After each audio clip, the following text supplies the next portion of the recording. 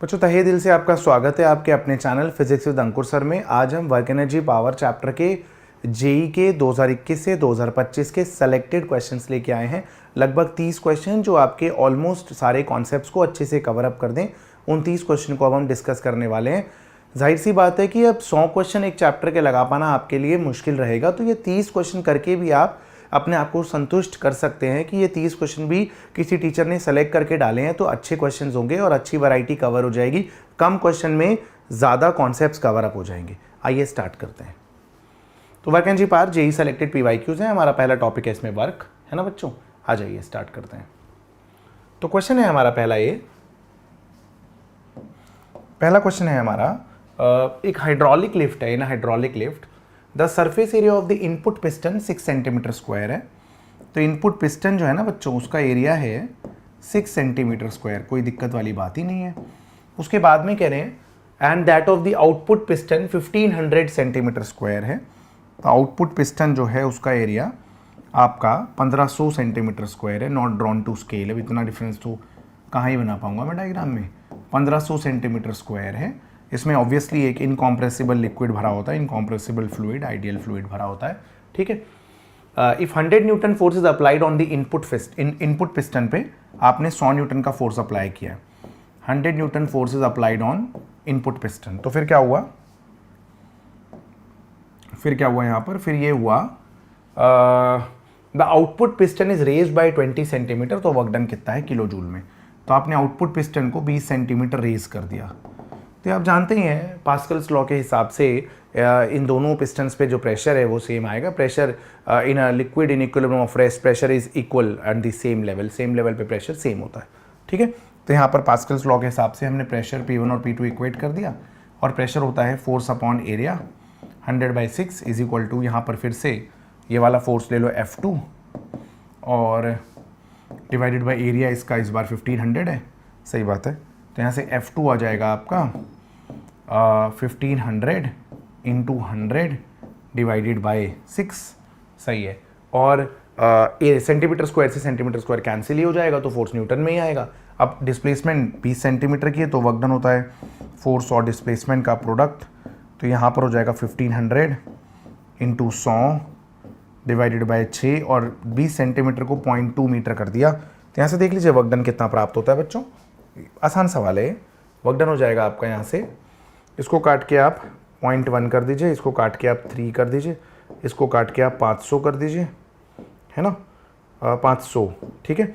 और 50 इंटू 100 हो जाएगा ना। फिर ये देख लीजिए आप 500 इंटू 0.1 50 हो जाएगा और 50 इंटू 100 हो जाएगा। तो ये आ जाएगा आपका 5 किलो जूल बच्चों, ठीक है। तो आसान सवाल था, आपने देखा काफ़ी आसानी से हमने सॉल्व किया। छोटा सा कॉन्सेप्ट फ्लूइड का लगा तो कोई बहुत बड़ी बात नहीं थी, ठीक है। चलिए आइए अगला सवाल देखते हैं। तो अगला सवाल है बच्चों हमारा ये कि एक फोर्स है F is equal to alpha plus beta X square, ठीक है। X is on object in the X direction, work done by the force है 5 जूल। तो और displacement when the object is displaced by 1 metre, तो work done होता है integration F D X और work done है 5 जूल। और ये क्या है आपका 0 से 1 मान लीजिए डिस्प्लेसमेंट, ठीक है, 0 से 1 तक। Alpha plus beta X square into में डी एक्स, सही है। ये आ गया 5। ये हो गया आपका alpha x plus beta x cube by 3 और ये आ गया 0 से 1 तक, ठीक है बच्चों। ये हो गया आपका 5 is equal to alpha upper limit minus lower limit, beta में भी वही करेंगे, बीटा बाई 3 में भी upper limit minus lower limit. 5 is equal to alpha कितना है 1 plus beta by 3, 4 is equal to beta by 3। यहाँ से बीटा की वैल्यू 12 है बच्चों, यहाँ से बीटा की वैल्यू क्या है 12, ठीक है। आई होप आप समझ गए। तो हमें निकालना क्या था, बीटा ही निकालना था। बीटा की वैल्यू 12 है, ऑप्शन नंबर सी आपका करेक्ट आंसर है, ठीक है बच्चों। जेईई मेन के क्वेश्चन देख रहे हैं आपकी जेईई मेन का लेवल भी अब वो वाली बात रही नहीं है जेईई मेन के अंदर जो एक ज़माने में होती थी बाल को। ये थोड़ा सा बेटर क्वेश्चन है जेईई मेन का, ये नीट के लिए काफ़ी अच्छा और इंपॉर्टेंट क्वेश्चन हो सकता है। आइए देखिए, एक फोर्स है X square Y I cap plus Y square J cap acts on a particle in a plane X plus Y is equal to 10, ठीक है। तो वर्क डन होता है इंटीग्रेशन में, अगर 2 डायमेंशन में कोई ऑब्जेक्ट मूव कर रहा है तो वर्क डन होता है integration F dot d r, कोई बात नहीं। तो फोर्स है यहाँ पर एक्स स्क्वायर वाई आई कैप प्लस वाई स्क्वायर जे कैप, और डी आर वेक्टर है आपका d x i cap plus indeed d y j cap, और 0 0 से 4,2 तक कोई दिक्कत नहीं है। आई डॉट आई वन हो जाएगा तो ये हो जाएगा 0 0 से 4,2 तक, यह आ जाएगा X square Y D X plus Y square D Y. Problem यह है कि अब इसका इंटीग्रेशन आप नहीं कर सकते हैं क्योंकि ऐसा फोर्स मुझे नॉन कंजर्वेटिव फोर्स लग रहा है, क्योंकि यहाँ पर वर्क डन पाथ डिपेंडेंट लग रहा है। तभी उन्होंने पाथ भी मेंशन किया है कि along the line x plus Y is equal to 10 जा रहा है। तो यहाँ से y की वैल्यू अगर हम निकालें, यहाँ से y की वैल्यू निकालें तो 10 माइनस एक्स हो जाएगी, ठीक है।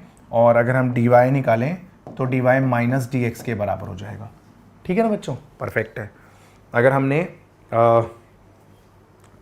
तो y की वैल्यू जो है या ठीक है, चलिए इसको क्यों dx को करें, हम इसको रहने देते हैं।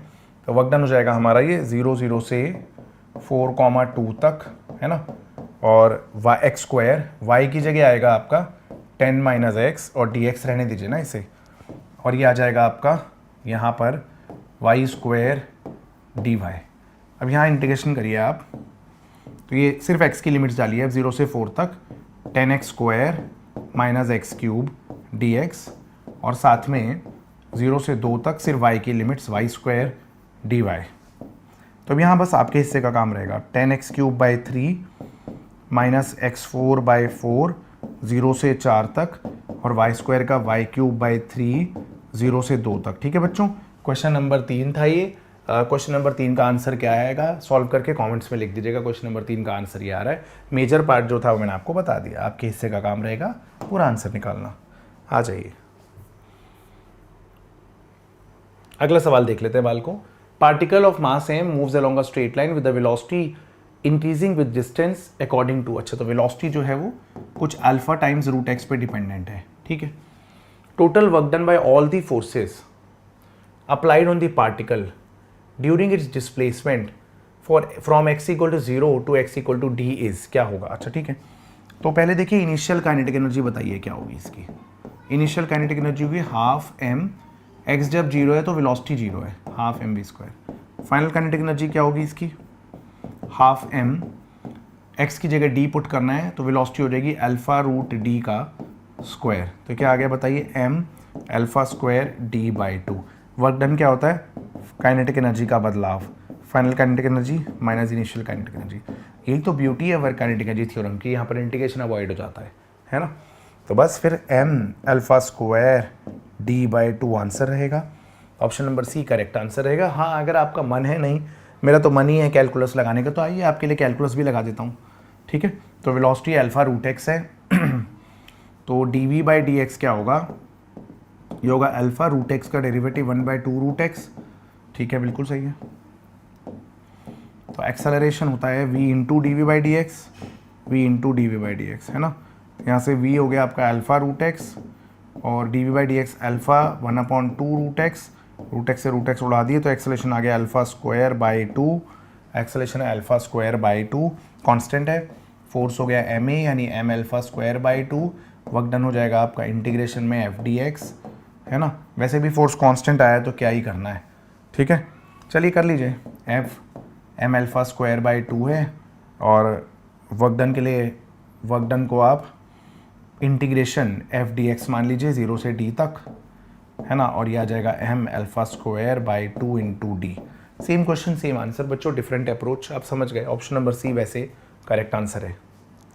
ऐसे क्वेश्चन आपको एनसीईआरटी में भी दिखाई दे जाएंगे कि वेलोसिटी ए एक्स की पावर 3/2 से वेरी कर रही है, ठीक है। और पूछ लेंगे आपसे वर्क डन क्या होगा, ठीक है। A body of mass 50 kg is lifted to height of 20 metre from the ground in 2 different ways as shown in the figures. देखिए जेई मेन 2024 में आया है, ठीक है। तो मैंने पर्टिकुलरली वो क्वेश्चन लिए जो आपके लिए भी इंपॉर्टेंट है, जेई मेन में भी आ चुके हैं और नीट के हिसाब से भी इंपॉर्टेंट है, री नीट के लिए बहुत ज़्यादा, है ना। तो आपने 50 kg का वेट 20 मीटर लिफ्ट किया from the ground in 2 different ways as shown in the figure. The ratio of the work done against the gravity in both the respective cases is. तो कोई दिक्कत वाली बात नहीं है, अगर हाइट सेम है, मास सेम है, हाइट सेम है, मास सेम है, तो work done by gravity will be same in both the cases, क्योंकि gravitational forces are conservative forces. Conservative forces के द्वारा किया हुआ वर्क पाथ पे डिपेंडेंट नहीं होता बालकों। तो आंसर 1:1 रहेगा। ऑप्शन नंबर सी आपका करेक्ट आंसर है, ठीक है।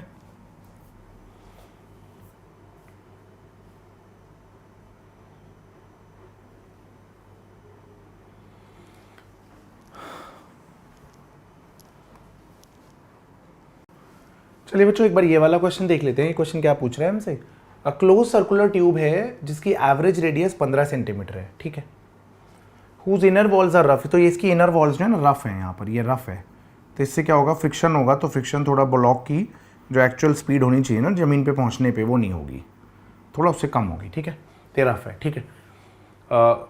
Block of mass 1 kg is just fit inside the tube, tube में जस्ट फिट हो रहा है, और उसको 22 मीटर पर सेकेंड की वेलोसिटी दी है आपने, और आफ्टर कंप्लीटिंग दी 5 ऑसिलेशन, ये ऑसिलेशन कंप्लीट करता रहा, ठीक है, ऐसे भागता रहा बहुत तेजी से, और block stops at the bottom, यहां पर आके रुक जाता है, ठीक है। Work done by the tube on the block is, तो पहले तो समझिए कि ना वर्टिकल प्लेन में लिखिए, हाँ ये सही बात है, वर्टिकल प्लेन में है ट्यूब, इसका मतलब ट्यूब ऐसे रखी हुई है, ऐसे सर्कुलर, आपने ब्लॉक को ऐसे बहुत तेजी से धक्का दिया, ब्लॉक घूमता गया वर्टिकल सर्कुलर मोशन, और उसके बाद जाकर के अल्टीमेटली नीचे वाले पॉइंट पे रुक गया 5 ऑसिलेशन के बाद। अब कह रहा है work done by the tube on the block is, तो वर्क डन बाय ट्यूब मतलब basically work done by friction बताना है आपको, तो वर्क एंड एनर्जी थ्योरम बहुत अच्छा हथियार रहता है, वर्क डन बाय ग्रेविटी और work done by friction block की काइनेटिक एनर्जी के बदलाव के बराबर है, work done by gravity work done by friction change in kinetic energy के बराबर है। वर्क डन बाय ग्रेविटी कितना है, पॉजिटिव वर्क डन किया ग्रेविटी ने, अल्टीमेटली वो कितने भी चक्कर लगाया उससे तो फर्क पड़ता नहीं, ग्रेविटी क्योंकि ग्रेविटेशनल फोर्स कंजर्वेटिव फोर्स है, इनिशियली यहाँ पे था बाद में यहाँ पे है, तो वर्क डन बाय ग्रेविटी तो mgh है। वर्क डन बाय फ्रिक्शन आपको निकालना है, चेंज इन काइनेटिक एनर्जी कितनी है, अब बाद में फाइनल 0 हो गई, और इनिशियल थी ½ mv², हाँ सही है। वर्क डन बाय ग्रेविटी हो गया m, g है 10, हाइट कितनी है 0.3 है। वर्क डन बाय फ्रिक्शन आपको निकालना है -½ 1, और वेलोसिटी का स्क्वायर 22 × 22 हो गया, ये 1 था, ठीक है बच्चों, हाँ फिर क्या आ गया 11 आ गया, 11, तो ये हो गया 121 × 242 माइनस का, और 242 -3 -245 जूल आंसर आ रहा है वर्क डन बाय ट्यूब, है ना, तो मैग्नीट्यूड देखेंगे तो 245 आंसर है, ठीक है बच्चों, राइट। अच्छा क्वेश्चन है मार्केट का, सोचने वाली बात ही, ऐसा लग रहा था पता नहीं कितना कॉम्प्लिकेटेड क्वेश्चन है, बट करना कितना आसान हुआ क्वेश्चन को, है ना। आ जाइए अगला सवाल देखिए, बुलेट का मास 0.1 kg है, moving horizontally with the speed of 22, आप क्या बुलेट चलाइए, 400 मीटर पर सेकंड की बुलेट, तो 400 मीटर पर सेकंड से एक बुलेट जा रही है, बुलेट का मास जो है ना वो 0.1 kg है, हॉरिजॉन्टली मूव कर रही है, ओके जी, विद स्पीड ऑफ 400 मीटर पर second hits a wooden block of mass 3.9 kg kept on the horizontal rough surface, ठीक है, तो बुलेट गई और एक ब्लॉक पे जाके लगी, ब्लॉक में एम्बेडेड हो गई, कुछ पढ़ लेते हैं, block gets the bullet gets embedded into the block and moves 20 metre before coming to rest, ये हो गया बच्चों क्वेश्चन, स्टॉपिंग डिस्टेंस वाला क्वेश्चन है, ठीक है। तो अब देखिए बुलेट जाके ब्लॉक में एम्बेडेड होगी, और उसके बाद में बुलेट ब्लॉक सिस्टम कोई v वेलोसिटी से गया होगा, ठीक है। अब पूछ रहे हैं कि बाद में वो 20 मीटर तक गया रुकने से पहले, तो अब आपसे पूछ रहे हैं कि बताइए, क्या बताइए, कोएफिशिएंट ऑफ फ्रिक्शन कितना है, ये स्टॉपिंग डिस्टेंस 20 मीटर है, तो चलिए थोड़े से स्टेप्स खा जाते हैं और देखते हैं क्या होगा। पहले कंजर्वेशन ऑफ मोमेंटम, तो बुलेट का मास इनटू बुलेट की velocity is equal to bullet का मास प्लस ब्लॉक की वेलोसिटी, ब्लॉक का मास इनटू कॉमन वेलोसिटी, ठीक है, तो ये हो गया 40/4, वेलोसिटी कॉमन वेलोसिटी आ गई 10 मीटर पर सेकेंड। आपने ऐसे क्वेश्चन बचपन में किए होंगे 11th क्लास के अंदर कि जब गाड़ी चल रही है, गाड़ी का इंजन बंद कर दिया, स्टॉपिंग डिस्टेंस आया 10 मीटर, क्वेश्चन आपने पॉपुलर वैल्यूज़ भी यही करी होंगी, car was travelling with the speed of 36 km/h, it's engine is switched off, mu अगर 0.5 है तो स्टॉपिंग डिस्टेंस क्या होगा, ठीक है, पहले आया हुआ है जेई मेन में सब जगहों पर। तो यहाँ पर याद रखिए कि अगर आप अब देखेंगे तो ब्लॉक पे एक्सेलरेशन मतलब रिटार्डेशन लगेगा म्यू जी। अब अगर आप बुलेट ब्लॉक सिस्टम की कॉमन वेलोसिटी निकाल रहे हैं तो वो 10 आ रहा है। अब अगर बुलेट ब्लॉक सिस्टम के लिए v² - u² 2as लगाएंगे ना, तो स्टॉपिंग डिस्टेंस का फॉर्मूला आएगा इनिशियल वेलोसिटी का स्क्वायर अपॉन 2 × म्यू × g, ठीक है। तो ये 20 है, ये 100 है, ये 2 × 10 × म्यू है, ठीक है। अच्छा, तो ये उड़ा दीजिए यहाँ पर, तो यहाँ से आपका म्यू आ जाता है 0.25, 1/4 आ रहा है, ठीक है, म्यू की वैल्यू 0.25 आ रही है। बच्चों पॉपुलर सवाल है मार्केट का, बी ऑप्शन करेक्ट आंसर रहेगा। तो आप क्या करेंगे, v² - u² final velocity square minus initial velocity square is 2as निकाल लेंगे, तो कॉमन यही आ रहता है स्टॉपिंग डिस्टेंस, है ना, तो आप हमेशा याद रखेंगे स्टॉपिंग डिस्टेंस। ऐसे क्वेश्चन आपने देखे होंगे, अगर इनिशियल वेलोसिटी को डबल कर दिया जाए तो स्टॉपिंग डिस्टेंस पे क्या फर्क पड़ेगा, तो स्टॉपिंग डिस्टेंस जो है ना इनिशियल वेलोसिटी के स्क्वायर पे डिपेंडेंट होती है, ठीक है। आ जाइए नेक्स्ट क्वेश्चन देखते हैं, चलिए अंग्रेजी आ गई, थोड़ी अंग्रेजी पढ़ लेते हैं बाल को। अंग्रेजी का सवाल है, identify the correct statements from the following, ठीक है। Work done by a man in lifting a bucket out of well my means of a rope tied to the, नहीं आदमी खुद ही फोर्स लगा रहा है, बकेट को ऊपर उठा रहा है, तो उसके द्वारा वर्क डन निगेटिव क्यों है भाई? पॉजिटिव वर्क कर रहा है, फोर्स भी उधर लगा रहा है, बोले बकेट भी ऊपर ही आ रही, डिस्प्लेसमेंट भी ऊपर ही है, तो ये गलत है। चलो भाई चलिए गलत है, मौज करो। Work done by gravitational force in lifting a bucket out of the well by a rope tied to the bucket is negative. सही बात है, ग्रेविटेशनल फोर्स नीचे काम कर रहा है और बकेट ऊपर जा रही है, तो वर्क डन नेगेटिव है, तो बी तो सही है, सही है। अब आपको डी देखना है, बेसिकली डी ही देखना है ना, सी तो कहीं है ही नहीं ऑप्शन में। चलो बहुत बढ़िया, छोड़ दीजिए सी को। Work done by an applied force on a body moving on a rough horizontal plane with uniform velocity is zero, तो नहीं बच्चों ऐसा नहीं है। अगर एक यूनिफॉर्म वेलोसिटी से रफ प्लेन पे ऑब्जेक्ट जा रहा है, तो इसका मतलब आप फ्रिक्शन के बराबर का फोर्स तो लगा रहे हैं ना, है ना, तो वर्क डन जीरो नहीं है, ठीक है, डी गलत ही हो गया।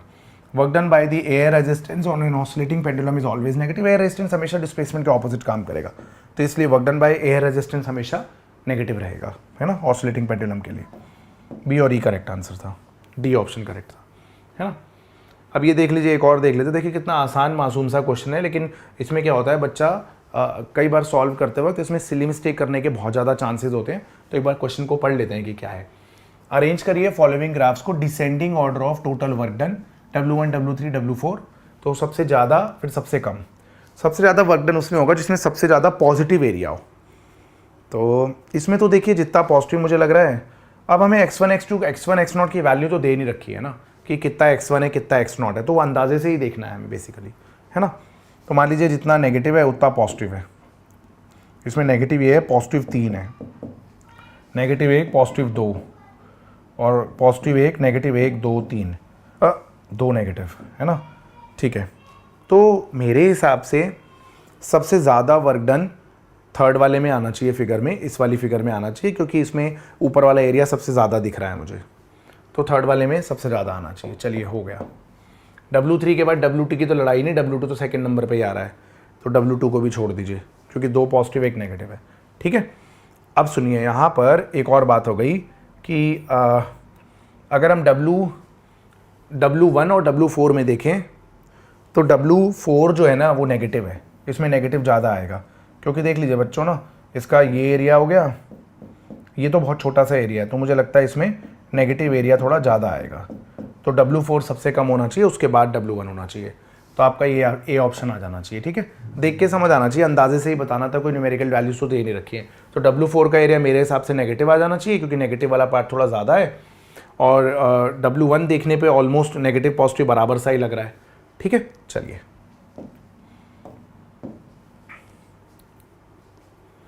आ जाइए क्वेश्चन नंबर 10 देखते हैं बाल को। क्वेश्चन नंबर 10 है हमारा, बॉडी का मास m है, drop from height h reaches the ground with the speed of 0.8 √gh, the value of work done by air friction is. जो भी वर्क डन कर रहा है, वर्क डन बाय ग्रेविटी और वर्क डन बाय फ्रिक्शन, दोनों मिलके kinetic energy का बदलाव लाने के लिए रिस्पॉन्सिबल रहेंगे, और ग्रेविटी के द्वारा वर्क डन है mgh, work done by friction निकालना है, change in kinetic energy final है हाफ m √8 0.8 √gh का स्क्वायर, इनिशियल 0 थी, ठीक है, हाँ ठीक है। mgh plus work done by friction is equal to m/2 into 0.64 into gh, ठीक है। तो वर्क डन बाय फ्रिक्शन आ गया आपका 0.32 mgh माइनस का mgh, तो निगेटिव 0.68 mgh एयर फ्रिक्शन के द्वारा वर्क डन आ रहा है, माइनस 0.68 mgh बिल्कुल सही आंसर है। वैसे भी क्या ही चेक करना था, नेगेटिव आंसर एक ही था, तो एक ही आंसर हो सकता है। फिर एयर फ्रिक्शन कब से पॉजिटिव वर्क करने लगा।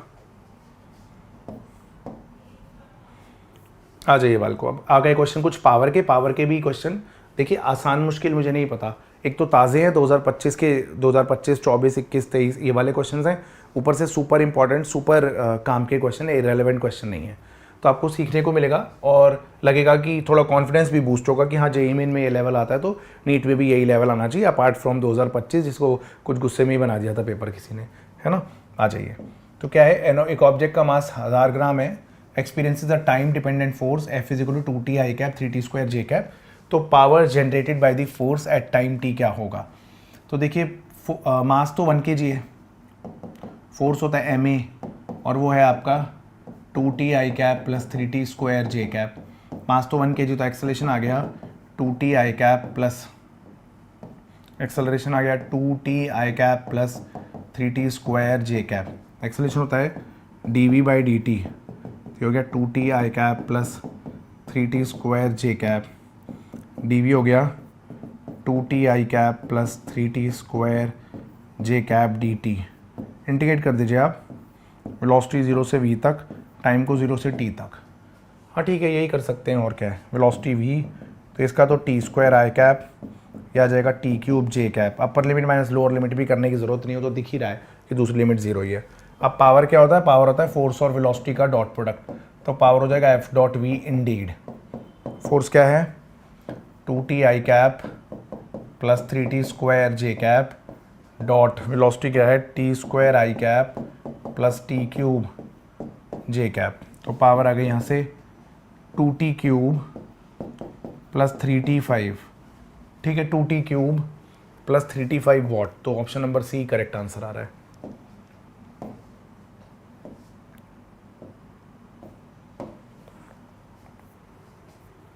आ जाइए बच्चों, अगला सवाल देख लेते हैं।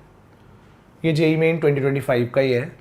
अ sand dropper drop sand of mass empty on conveyor belt at the rate proportional to square of speed. तो dm बाई dt जो है वो स्क्वायर रूट ऑफ v है ना, रूट v के प्रोपोर्शनल है।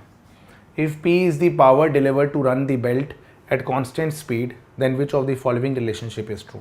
तो आप जानते हैं ना, फोर्स होता है dp by dt, conveyor belt को चलाने के लिए जो फोर्स चाहिए वो है dp बाई dt। हाँ ठीक है, अब आप d by dt of mv लेंगे, और यहाँ वेलोसिटी तो कांस्टेंट है, मास वेरिएबल है, तो फोर्स हो गया v इंटू में dm बाई dt। ठीक बात है, तो फोर्स प्रोपोर्शनल आ गया आपके वेलोसिटी dm बाई dt, तो रूट v है के प्रोपोर्शनल है, तो फोर्स आ गया v की पावर 3/2। बट आपसे पावर पूछा है, पावर होता है f डॉट वी, तो पावर प्रोपोर्शनल आ जाएगा v की पावर 3/2 इंटू वी की पावर 1, तो पावर प्रोपोर्शनल आ जाएगा इंडीड v की पावर 5/2 के बच्चों। तो यानी p square proportional to v की पावर 5 आ जाएगा, यानी p स्क्वायर प्रोपोर्शनल हो जाएगा वेलोसिटी की पावर 5 के, यानी ऑप्शन नंबर डी आपका करेक्ट आंसर है बच्चों। आसान सवाल है यार, प्यारे एमसीक्यू बोलते हैं इन्हें, प्यारे एमसीक्यूज। क्या आपको लग रहा है कि हाँ यार ये एनसीईआरटी बैग भी है, जेईई मेन 2024 में आया, नीट के लिए भी इंपॉर्टेंट है। A body is moving unidirectionally under the influence of a constant power source, its displacement in time t is proportional to. तो देखिए आपको एक बार इसका एक्चुअल सोल्यूशन करके दिखाऊंगा, एक्चुअल सोल्यूशन के बाद इसको आपका एक शॉर्टकट भी लगा के दिखाऊंगा कि वहाँ से भी आ जाता है। तो पावर आपका कांस्टेंट है, पावर होता है एम एफ वी कांस्टेंट है, ये हो जाता है m a into velocity constant है, एक्सेलेरेशन हो गया d v by d t into velocity, ये हो गया आपका k by m. Object starts from rest लेके चलते हैं, है ना, ठीक है। तो इंटीग्रेशन करिए v d v indeed k by m t t, integral integral 0 से v तक 0 से t तक, हाँ ठीक है। तो v स्क्वायर बाई टू के by m into t, v square is equal to 2kt by m, velocity है under root 2k by m t की power n by two, velocity होती है dx upon d t under root में 2k by m t की power 1 by two, और dx हो जाएगा root में 2k बाई एम टी की power 1 by two d t, integral 0 से t तक 0 से x तक, ये हो गया x रूट में 2k बाई एम टी की power 1 by two plus 1 upon 1 by two plus 1 0 से t तक। तो डिस्प्लेसमेंट x आ गई आपकी 2/3 root 2k by m t की पावर 3/2। तो यहाँ से डिस्प्लेसमेंट टाइम की पावर 3/2 के प्रोपोर्शनल आ रही है। ऑप्शन नंबर बी आपका करेक्ट आंसर है। अगर आपको थोड़ा सोल्यूशन लंबा लगा तो इसको एक क्वेश्चन करने का एक थोड़ा सा छोटा तरीका भी हो सकता है बालकों। आइए देखिए छोटा तरीका क्या हो सकता है, थोड़ा सा खट खट खट खट खट खट खट। देखिए तो पावर क्या है बालकों, यहाँ से पावर का डायमेंशन फार्मूला क्या होता है, mL2t-3, ये कोई कांस्टेंट है, m मास कांस्टेंट में चला गया, तो L2 प्रोपोर्शनल है t की पावर -3 के, तो बाल को L2 प्रोपोर्शनल है t की पावर 3 के, तो बाल को L प्रोपोर्शनल है यहाँ से इंडीड t की पावर 3/2 के। ये यहाँ से भी आ गया बाल को पावर को कांस्टेंट लेके डिस्प्लेसमेंट डायरेक्टली प्रोपोर्शनल है टी की पावर 3/2 के। एनसीईआरटी क्वेश्चन है, सुपर इंपॉर्टेंट क्वेश्चन है। आ जाइए क्वेश्चन नंबर 14 देख लेते हैं। The ratio of power of two motors is 3√x/√x+। फालतू बात है, कोई मैथ वैथ नहीं है। जो वैल्यू आएगी उससे कंपेयर करके x निकालना होगा, क्योंकि इनको न्यूमेरिकल आंसर चाहिए होगा बस। That are capable of raising, देखिए आ जाइए, 300 kg water in 5 minutes and 50 kg water in 2 minutes respectively 100 metre deep. तो पहले की पावर बताइए, पहले की 300 kg mass acceleration to gravity into height 100 metre divided by time 5 minute. Okay, दूसरे की पावर बताइए बालको, दूसरे की पावर बताइए। P2 क्या होगा, mass 50 kilo into acceleration to gravity 10 weight into height 100 metre divided by time 2 into 60। Right, बिल्कुल सही है। पावर का रेशियो बताना है, P1/P2 निकालना है। चलिए P1/P2 भी निकाल लेते हैं। तो यहाँ से पहले उड़ा देते हैं, इसको हो गया ये 5, सही है। ये भी उड़ गया यहाँ से 1। चलिए 1000 आ गया P1, तो अच्छा लगा काफ़ी, 1000 आ गया P1। P2 को देख लेते हैं क्या आ रहा है। P2 कुछ हो रहा है, तो ये तो 100 था, 10 से 10 ही उड़ा दीजिए चलिए, और इधर आप इसको 50 कर दीजिए, ठीक है। चलिए यही रहने देते हैं, है ना। तो हो जाएगा P2 50 इंटू 50 और ऊपर आ जाएगा 6। सही लग रहा है, सही है। आ जाइए, अब क्या है, अब 1 2 0 कट गया, 10/25 है ना। ये भी काट दीजिए इधर से, तो ये 2 हो गया। ये आंसर आया आपका 12/5। अब आपको कंपेयर करना है इसे 3√x/√x+1 से। तो √x+1 डिनोमिनेटर को अगर आप कंपेयर कर लेते हैं तो बेसिकली √x की वैल्यू आपकी 4 आनी चाहिए। √x की वैल्यू 4 आनी चाहिए, तो x क्या आना चाहिए आपका, 16 आना चाहिए बच्चों। x की वैल्यू 16 है, ठीक है। ए ऑप्शन आपका करेक्ट आंसर रहेगा। तो बेफालतू न्यूमेरिकल डिजिट का आंसर बनाने के लिए बनाया है 3√x/√x+1। कमाल है। चलिए बाल को अगला सवाल देखिए। बॉडी का मास 2 kg इनिशियली रेस्ट पे है। It starts moving unidirectionally under the influence of a source of constant power, ठीक है। तो पावर कांस्टेंट है, पावर कांस्टेंट है, ओके। देन इट्स डिस्प्लेसमेंट किसके प्रोपोर्शनल होगी, तो इन्होंने बोला है डिस्प्लेसमेंट 4 सेकंड के अंदर जो डिस्प्लेसमेंट है वो इसके प्रोपोर्शनल है। तो ये वही क्वेश्चन है जो हमने अभी किया थोड़ी देर पहले। पावर कांस्टेंट है तो डिस्प्लेसमेंट टी की पावर 3/2 के प्रोपोर्शनल होगा। उसी को इन्होंने न्यूमेरिकल आंसर बना दिया बस, है ना, न्यूमेरिकल। तो पावर कांस्टेंट है तो F इंटू वी कॉन्स्टेंट, उसको P लिख लीजिए पावर को, तो ma इंटू वी पावर के बराबर लिख लीजिए। v की जगह dv/dt इंटू वी पावर के बराबर लिख लीजिए। तो v dv is P/m into dt। Integration कर लीजिए अब आप, तो ये इंटीग्रेशन में v²/2 ले लीजिए। स्टार्टिंग फ्रॉम रेस्ट है, मैंने 0 से v तक इंटीग्रेट करना है इसे, और इसे 0 से t तक करना है, कोई दिक्कत वाली बात ही नहीं है। तो ये हो जाएगा आपका P/m इंटू टी, सही है। तो v आ जाएगा आपका यहाँ से v आ जाएगा यहाँ से आपका 2P/m टी की पावर 1/2। अब dx/dt, अब यहाँ टाइम की लिमिट डाल दीजिएगा, तो ये √2P/m है ना। सही है, सही है, बिल्कुल सही है। तो रूट में 2P/m, ठीक लग रहा है बच्चों अभी तक, ठीक ही लग रहा है अभी तक तो, है ना। टी की पावर 1/2 है, यहाँ dx ले लीजिए, यहाँ लिख लीजिए आप रूट में 2P/m टी की पावर 1/2 dt इंटेग्रल टाइम 0 से x तक, ये डिस्प्लेसमेंट 0 से x तक, टाइम 0 से, क्वेश्चन में गिवन है कि 4 लेना है तो मैंने 4 ले लिया, कोई दिक्कत वाली बात नहीं है। ये x हो गया, रूट में 2P/m तो था ही, ये आ जाएगा 2/3 टी की पावर 3/2 0 से 4 तक, तो आ जाएगा आपका 2/3 रूट 2P/m 4 की पावर 3/2 आएगा आपका 8। तो एक्स आ रहेगा आपसे 16/3 रूट 2P/m। अब अगर यहाँ पे कंपेयर करें आप तो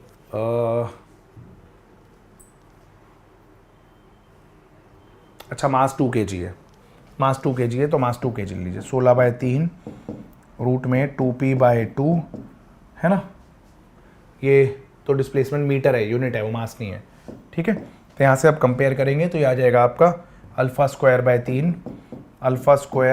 रूट पी। तो अल्फा स्क्वायर की वैल्यू आपके यहाँ से 16 आ रही है, तो अल्फा यहाँ से आपका 4 आ रहा है, अल्फा की वैल्यू 4 आ रही है, राइट बच्चों। तो वही क्वेश्चन है, घुमा घुमा के बार बार पूछे जा रहे हैं, इसमें कौन सी बड़ी बात है। देख रहे हैं आप जेईई मेन में तो क्वेश्चन ही खत्म हो चुके हैं, इतने पूछ चुके हैं लोग। आ जाइए अगला सवाल देखते हैं। Sand is being dropped from a stationery dropper at the rate of 0.5 kg per second. तो रेट जिससे सैंड फ्लो कर रही है वो है, गिर रही है बेल्ट पे किसी 0.5 kg पर सेकेंड है ऑन अ कन्वेयर बेल्ट। वही है same question, moving the velocity of 5 metre per second, है ना। तो फोर्स क्या होगा, फोर्स होगा पहले v d m by d t, v d m by d t मतलब 5 × 0.5, तो फोर्स आ जाएगा 2.5, और पावर होता है एफ डॉट वी, तो 2.5 × वेलोसिटी कितनी है 5, तो पावर आ गई 12.5 वॉट, पावर आ गई 12.5 वॉट। ऑप्शन नंबर डी आपका करेक्ट आंसर रहेगा बच्चों।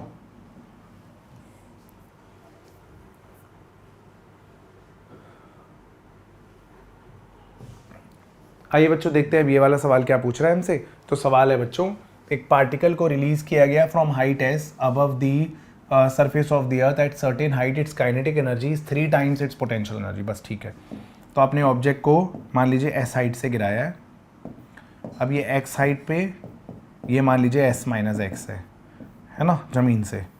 तो यहाँ पर कुछ ए पॉइंट पे काइनेटिक एनर्जी बोला गया है, it's kinetic energy is 3 times it's potential energy. तो ए पे जो काइनेटिक एनर्जी है वो पोटेंशियल एनर्जी का 3 times है। तो ए पे काइनेटिक कितनी होगी, हाफ एम, ए पे जो वेलोसिटी है उसका स्क्वायर। यहाँ से आपने मान लीजिए रेस से छोड़ा है बी से, ठीक है, ये सी पॉइंट है, is equal to potential energy कितनी है, हाइट ए पॉइंट पे ज़मीन से हाइट है m g into s minus x, ठीक है। यहाँ से एम से एम उड़ा दीजिए, और वी ए कितना होगा, अगर फ्री फॉल होता है एक्स हाइट से, फ्री फॉल होता है तो √2gx स्पीड आती है, तो हाफ इंटू √2gx का स्क्वायर करेंगे तो 2gx आ जाएगा, is equal to 3g into s minus x, ठीक है। तो ये उड़ा दीजिए आप, g से g उड़ा दीजिए इधर, तो x is equal to 3s minus 3x, तो 4x is equal to 3s, तो x है यहाँ से 3s/4, तो कितनी हाइट से गिर चुका है 3s/4, height from the surface of the earth and the speed of the particle at that instant is respectively. Surface of the earth से हाइट s माइनस 3s/4 यानी s/4, तो सरफेस ऑफ अर्थ से जो height है वो है s/4, ठीक है। और स्पीड कितनी है, स्पीड होगी √2gx ए पॉइंट पे, है ना, ए पॉइंट पे स्पीड थी √2gx, √2gx की जगह 3s/4, ठीक है। तो कुछ आता है क्या, तो ये आता है आपका अंडर रूट में 3gs/2, तो ज़मीन से हाइट है s/4 और वेलोसिटी √3gs/2। ऑप्शन नंबर सी आपका करेक्ट आंसर है। पॉपुलर क्वेश्चन है बच्चों, आसान है बट बहुत पॉपुलर है मार्केट का क्वेश्चन। आ जाइए next question, given below are 2 statement, one is labelled as, ठीक है, तो की बात है। In a central force field the work done is independent of the path chosen, सही बात है, क्योंकि सेंट्रल फोर्सेस कंजर्वेटिव फोर्सेस होते हैं और उनके द्वारा वर्क डन पाथ पे डिपेंडेंट नहीं होता है, सही बात है, बिल्कुल बिल्कुल ट्रू है असर्शन भाई, कोई दिक्कत वाली बात। Reason, every force encountered in mechanics does not have an associated potential energy in the light of, ठीक है। तो देखिए रीज़न भी ट्रू ही है, क्योंकि हर एक फोर्स जो मैकेनिक्स में आता है उसकी पोटेंशियल एनर्जी नहीं होती। क्यों, क्योंकि अगर आप कंजर्वेटिव फोर्सेस के अगेंस्ट वर्क करते हैं तो कंजर्वेटिव फोर्सेस के अगेंस्ट किया हुआ वर्क वेस्ट नहीं होता, वो सिस्टम अपने अंदर पोटेंशियल एनर्जी की फॉर्म में स्टोर कर लेता है। तो work done against a conservative force get stored in the form of potential energy, work done against a conservative force is recoverable. मतलब मैं एक एक्सटर्नल एजेंट हूँ, मैं इस मार्कर को ग्रेविटी के अगेंस्ट उठा के ले जा रहा हूँ, मेरे द्वारा जो वर्क किया जा रहा है वो सिस्टम अपने अंदर एनर्जी की फॉर्म में स्टोर कर रहा है, वक्त आने पे खर्च करेगा। लेकिन फ्रिक्शन एक नॉन कंजर्वेटिव फोर्स है, अगर आप फ्रिक्शन के अगेंस्ट कोई भी वर्क करेंगे, आप एक डिब्बा लेंगे और पूरे घर में घसीटते रहेंगे उसे, अब छोड़ देंगे तो वो वैसे पाथ को वैसे वापस फॉलो नहीं करते हुए आएगा, क्योंकि फ्रिक्शन एक नॉन कंजर्वेटिव फोर्स है और नॉन कंजर्वेटिव के फोर्स के अगेंस्ट किया हुआ वर्क रिकवरेबल नहीं होता, नॉन कंजर्वेटिव फोर्सेज के अगेंस्ट किया हुआ वर्क गायब हो जाता है, चला जाता है सदैव के लिए, ठीक है, वो एनर्जी की फॉर्म में स्टोर नहीं होता, वो रिकवरेबल नहीं होता। तो असर्शन ट्रू है, रीजन ट्रू है, बट करेक्ट एक्सप्लेनेशन नहीं है। ऊपर वाली और नीचे वाली स्टेटमेंट दोनों सही है, बट वो नीचे वाली स्टेटमेंट ऊपर वाले को एक्सप्लेन तो नहीं करता।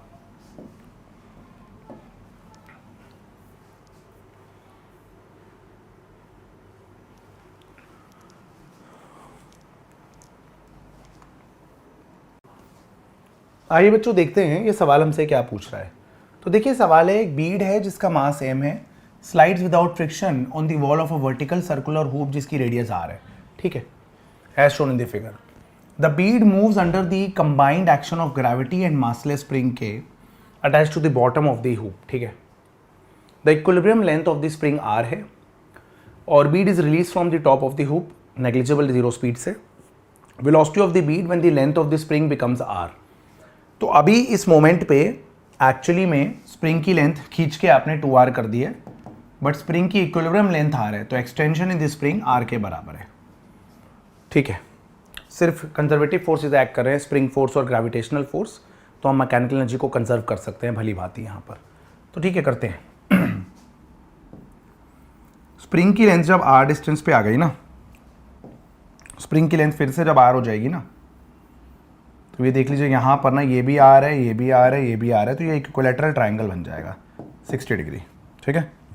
तो उस समय पर इस बीड की ज़मीन से हाइट कितनी होगी, देखिए ऐसे समझ लीजिए, r है तो इतना पार्ट है r cos 60 यानी r/2, तो r में से r/2 हटाएंगे तो बची हुई हाइट r/2 ही आएगी।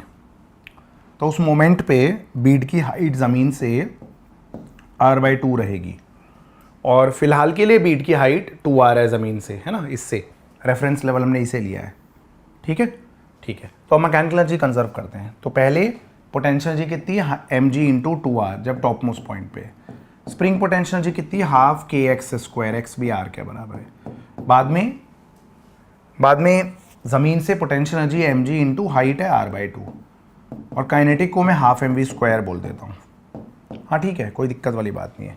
तो ये आ जाएगा 3mg r/2, 3mg r/2 plus half kr² is equal to half mv² indeed, 2 उड़ा दीजिए, तो ये आ जाता है अंडर रूट में kr²/m प्लस 3gr², ये v के बराबर आ जाएगा। Under root kr²/m plus 3gr, सही है। ऑप्शन नंबर बी आपका यहाँ पर करेक्ट आंसर रहेगा। आइए बच्चों, अगला सवाल देख लेते हैं। ये सवाल बोल रहा है कि बॉल ऑफ काइनेटिक एनर्जी के is projected at an angle of 60 degree. तो एक बॉल है जिसकी काइनेटिक एनर्जी के ई है, उसे 60 डिग्री के एंगल पे प्रोजेक्ट किया है हॉरिजॉन्टल के साथ, अच्छी बात है। तो थीटा 60 डिग्री है और ऑब्जेक्ट की स्पीड u है, ये भी ठीक है। What will be the kinetic energy of the ball at the highest point? तो याद रखिए हाईएस्ट पॉइंट पे वेलोसिटी u cos थीटा होती है, तो u cos 60 degree, highest point पे वेलोसिटी u/2 है, सही है, सही है। इनिशियल काइनेटिक एनर्जी थी हाफ mu², और हाईएस्ट पॉइंट पे काइनेटिक एनर्जी आ गई आपकी हाफ m, u की जगह u/2 का स्क्वायर, तो ये आपकी आ जाएगी 1/4 टाइम्स ऑफ हाफ mu²। तो हाईएस्ट पॉइंट पे काइनेटिक एनर्जी हाफ हो जाएगी, ठीक है, बिल्कुल सही बात है। काइनेटिक एनर्जी हाफ नहीं 1/4 हो जाएगी इनिशियल की, सॉरी। तो हाईएस्ट पॉइंट पे वेलोसिटी हाफ हो जाएगी, काइनेटिक एनर्जी 1/4 हो जाएगी, ठीक है। चलिए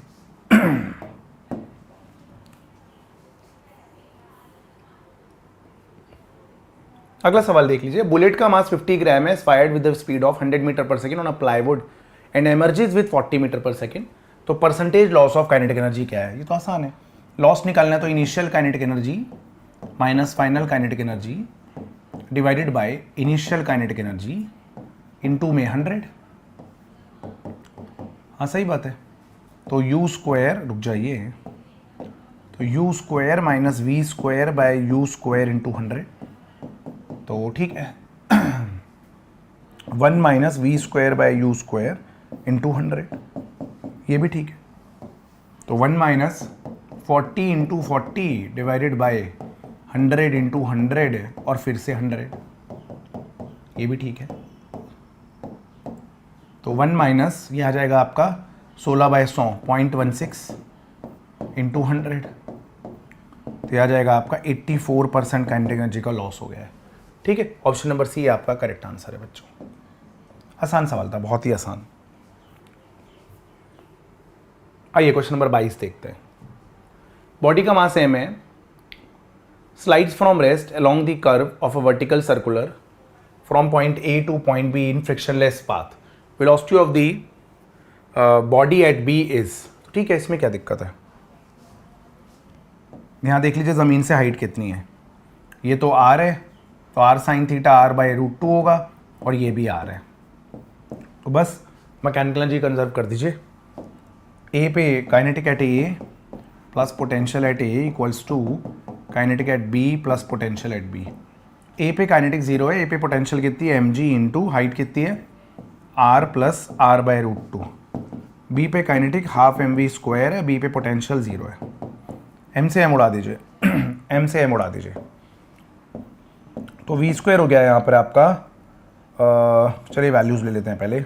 g को हम 10 ले लेते हैं, r कितना है 14 प्लस 14 बाय √2 है 1.4 is equal to v square. 2 उधर चला गया तो 20 हो गया। एक बार चेक कर लें, ठीक ही लग रहा है अभी तक तो, है ना। तो ये आ जाएगा आपका v square is equal to 20 into 14 plus 10। तो वी स्क्वायर हो गया यहाँ पे आपका 20 इंटू 24। तो वी स्क्वायर हो गया आपका 480, है ना। 480 लग रहा है अभी तक तो, हाँ सही है। तो 480, तो 480 का रूट हमें देखना पड़ेगा क्या होगा। तो देखिए 23 का रूट 529, 21 का रूट 441, तो 21.9 ही आना चाहिए। ऑप्शन नंबर डी आपका यहाँ से करेक्ट आंसर लग रहा है।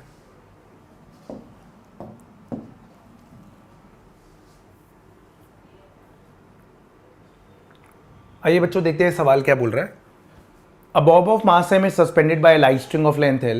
It is imparted a minimum horizontal velocity at the lowest point A such that it just completes half circle reaching the topmost point.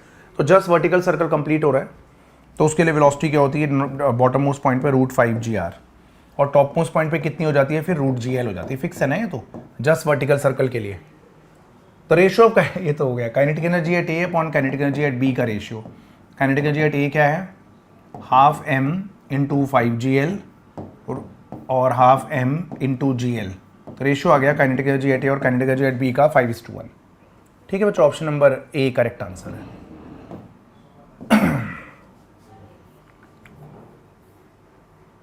अगला सवाल देख लीजिए बच्चों।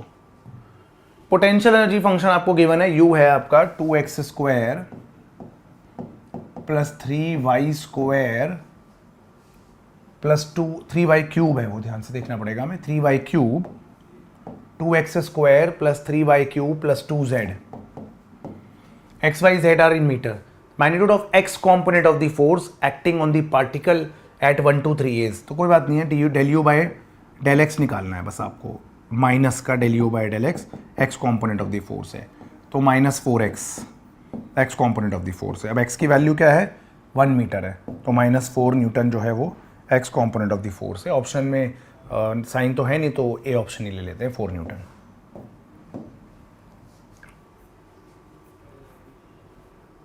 अगला सवाल देख लेते हैं। दो बॉडीज हैं having kinetic energies in the ratio 16:9। If they have same in A momentum the ratio of their masses will be. तो ठीक है, दो ऑब्जेक्ट है P1 P2 ही ले लेते हैं। चलिए they have same momentum, P1 P2 same है। अब मोमेंटम होता है √2m1 k1 is equal to under root में 2m2 k2।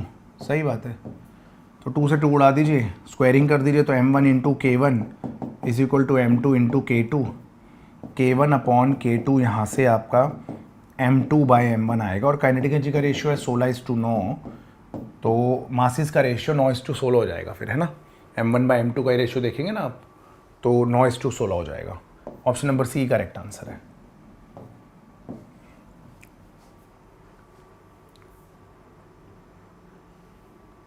अगला सवाल देखिए। Body is dropped on the ground from height h1 after hitting the ground it rebounds to a height h2। तो ठीक है, आपने एक h1 हाइट से ऑब्जेक्ट को गिराया है और रीबाउंड करने के बाद जो बॉल है वो h2 हाइट तक गई है। ठीक है, क्लैरिटी हो रही है हमें यहाँ पर। If the ratio of the velocities of the body just before and just after the collision is 4 then the percentage loss. तो ठीक है, हिट करने से जस्ट पहले वेलोसिटी होगी √2gh, स्पीड ले लेता हूँ √2gh, और अगर ये h2 हाइट तक गई है v2 स्पीड से ऊपर प्रोजेक्ट हुई है तो v2 का भी फॉर्मूला √2gh2 ही होता है। फिक्स है ये कहानी, है ना। अब बोल रहे हैं the ratio of the velocities just before and after hitting the ground का रेशियो 4 है। तो इसमें क्या दिक्कत है, √2GH1 बाई √2GH2 4 है, स्क्वायरिंग करिए H1/H2 16 है। क्या करेंगे आप, then percentage loss in kinetic energy of the object is x/4। तो m और g से दोनों को मल्टीप्लाई कर दीजिए, तो mgh1 बाई mgh2 16 है। इसका मतलब बेसिकली यही है ना, काइनेटिक एनर्जी, यहाँ जो पोटेंशियल थी वो काइनेटिक में कन्वर्ट हुई, फिर यहाँ जो काइनेटिक थी वो पोटेंशियल में कन्वर्ट हुई। तो जो एक्चुअली में रिलेशन पोटेंशियल एनर्जीज का आ रहा है वही रिलेशन एक्चुअली में काइनेटिक एनर्जीज का भी है।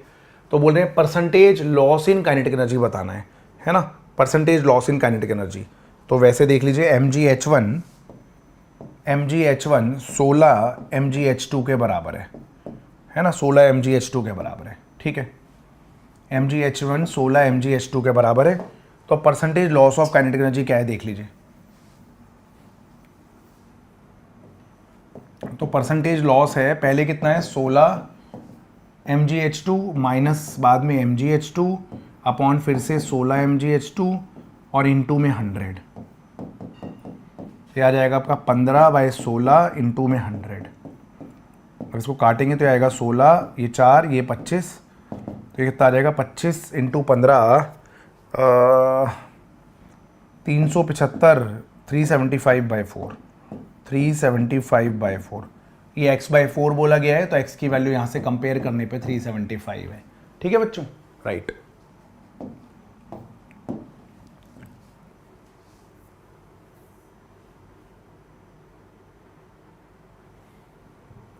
नेक्स्ट देख लेते हैं बच्चों, सवाल क्या है। An object of mass M, थोड़ा अच्छे से फ्रेम नहीं है क्वेश्चन मुझे लगता है, बट ठीक है सॉल्व तो कर ही लेंगे। An object of mass M initially at rest on a smooth horizontal plane starts moving under the action of a force of 2 newton, ठीक है, तो एक फोर्स लग रहा है 2 न्यूटन का। In the process of its linear motion the angle theta between the direction of force and the horizontal theta varies as, theta कुछ x के साथ वेरी कर रहा है, kx डिस्प्लेसमेंट के साथ, ठीक है, ठीक है। बस expression for kinetic energy of the object क्या है, तो काइनेटिक एनर्जी तो work done is change in kinetic energy, integration f dx, ठीक है। अब वर्क डन कौन कर रहा है, वर्क डन कर रहा है f cos theta work done कर रहा है, तो इंटीग्रेशन हो गया आपका f की जगह 2 cos थीटा की जगह kx dx इंटीग्रेट कर दीजिए आप, तो 2 है ना, ठीक है। अब क्या बोल रहे हैं हमसे, ठीक है, तो cos का इंटीग्रेशन sin थीटा और x का जो कोफिशिएंट है वो डिवाइड होगा, ठीक है, बस हो गया। ये कह रहे हैं energy n/k into sine theta है, n/k इंटू साइन थीटा है, तो एक्चुअली में n की वैल्यू 2 है। तो क्या मतलब है इस बात का, बस फोर्स पूछ रहे थे, कंपेयर करने पे n की वैल्यू 2 है बच्चों, तो काफ़ी आसान सवाल था। तो कोई अच्छा क्वेश्चन बनाने की मेरे को लग रहा है कोशिश थी, बट कुछ खास बना नहीं पाए, बहुत आसान ही था क्वेश्चन, देखने में लग रहा है पता नहीं क्या ही होगा इस क्वेश्चन में, इंटीग्रेशन कुछ था ही नहीं। एनीवेज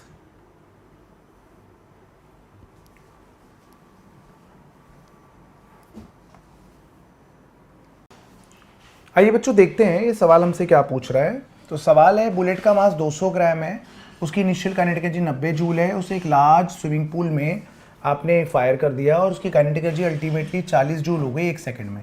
कह रहे कितना पूल चाहिए बुलेट को कंप्लीटली रोकने के लिए। तो ये ऐसे क्वेश्चन आपने बहुत बार किए हैं कि प्लैंक को बुलेट पेनिट्रेट कर रही है, 10 सेंटीमीटर पेनिट्रेट करके आर पार चली गई, तो इतनी वेलोसिटी हो गई, कंप्लीटली स्टॉप करने के लिए कितना मोटा प्लैंक चाहिए होगा, तो वैसा ही क्वेश्चन है। तो इसमें से हमें इसमें शुरू में जो डेटा दे रखा है काइनेटिक एनर्जी 90 जूल, वहाँ से हमें वेलोसिटी निकालनी होगी, half into mass 0.2 into velocity का स्क्वायर, तो यहाँ से वेलोसिटी आ जाएगी आपकी 30, सही बात है। फाइनल काइनेटिक एनर्जी आपकी 40 है, हाफ मास 0.2 फाइनल वेलोसिटी का स्क्वायर, तो यहाँ से फाइनल वेलोसिटी आ जाएगी 400 का रूट 20। अब 1 सेकंड में v is u plus 80, velocity 20 हो गई 30 की, एक्सेलरेशन a है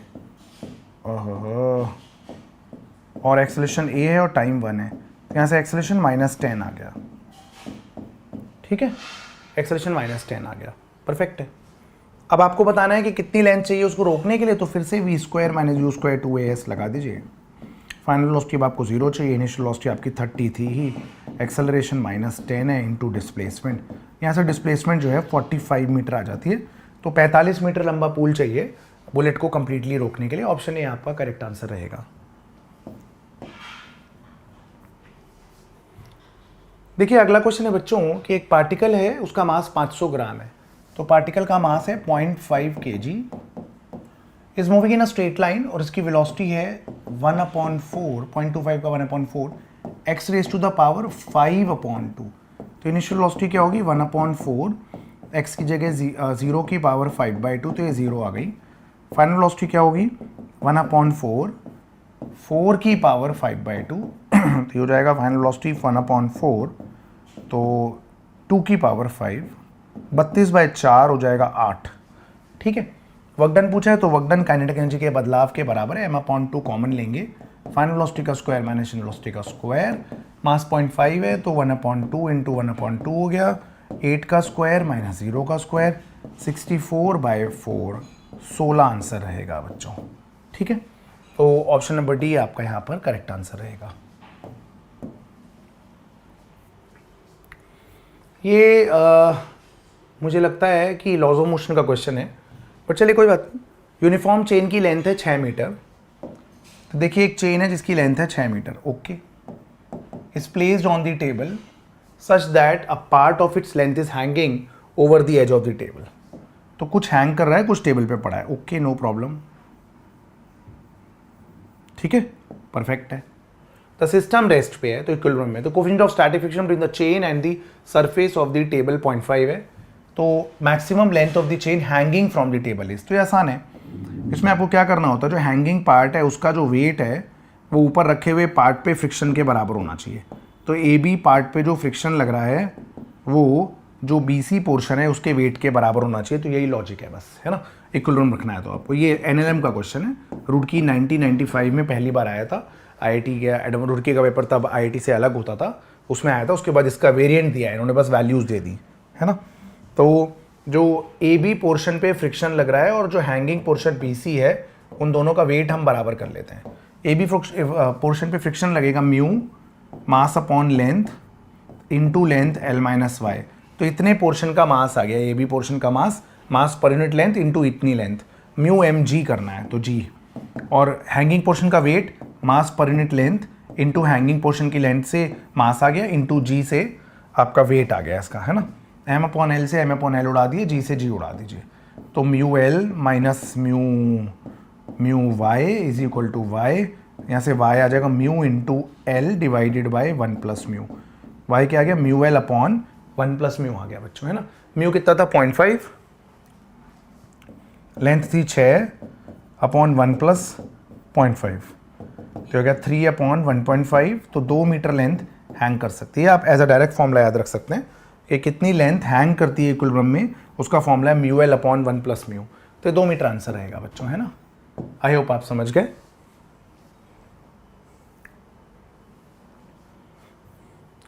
थैंक यू सो मच बच्चों। इसके बाद हम वीडियो लाने वाले हैं नेक्स्ट आपके लिए collision and centre of mass के लगभग 20-25 लाजवाब सवाल, और उसके बाद वर्क है, उसके बाद रोटेशन, फिर ग्रेविटेशन। यहाँ से बुक 1 फिर फिनिश हो जाएगा। उसके बाद क्विकली आपको बुक 2 कवर अप कराऊंगा। बुक 2 में हो सकता है कि मैं आपको 3 ही वीडियो में करा दूं। एक वीडियो के अंदर सॉलिड, फ्लूइड्स एंड थर्मल करा दूं, एक में थर्मोडी केटीजी करा दूं और एक में SHM वेव्स करा दूं, जिससे कि आपका थोड़ा समय बच जाए। अब आपके पास भी समय काफ़ी कम है। Thank you so much, all the very best for your exam.